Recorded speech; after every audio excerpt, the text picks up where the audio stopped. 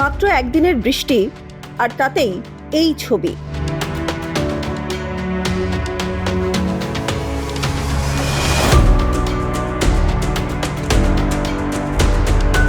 জলমগ্ন শান্তিপুরের গোটা গ্রাম, কোথাও হাঁটু সমান আবার কোথাও কোমর সমান জল। নদিয়ার বেলঘরিয়ার ২ নম্বর গ্রাম পঞ্চায়েতের বেহাল দশা।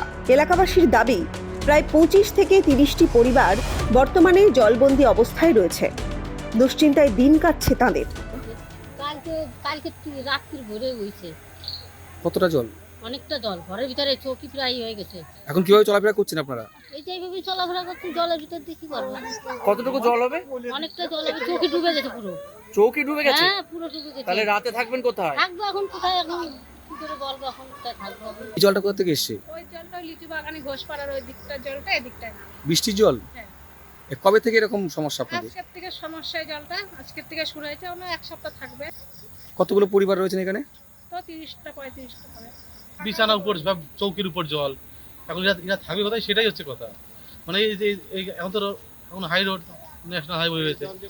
হ্যাঁ, এখন এর রাস্তার উপরও এদের থাকার মতো পরিস্থিতি। হ্যাঁ, আর বাগানে থাকবে, বাগানে যেখানে সাপ পোকার যা ভয়, বাগানে থাকাও মুশকিল।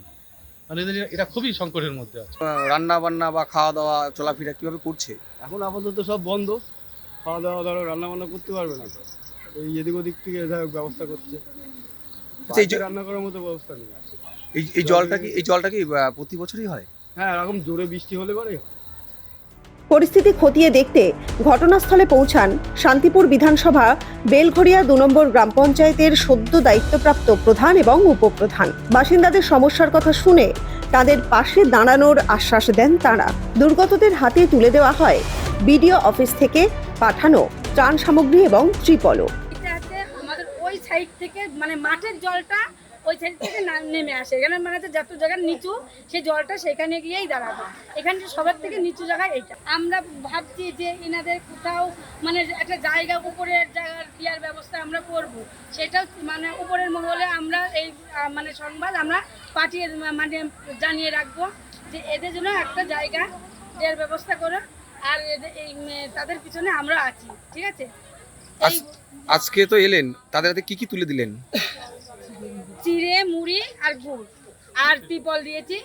মানে যতগুলো বাড়িতে জল উঠেছে তাদেরকে সবার উপরে, মাথার উপরে একটা ত্রিপলের ব্যবস্থা করে দিয়েছি। কতগুলো পরিবার রয়েছে এরকম জল? এটা 30টা পরিবার আছে। জমে থাকা জলে বাড়ছে পোকামাকড়ের উপদ্রব।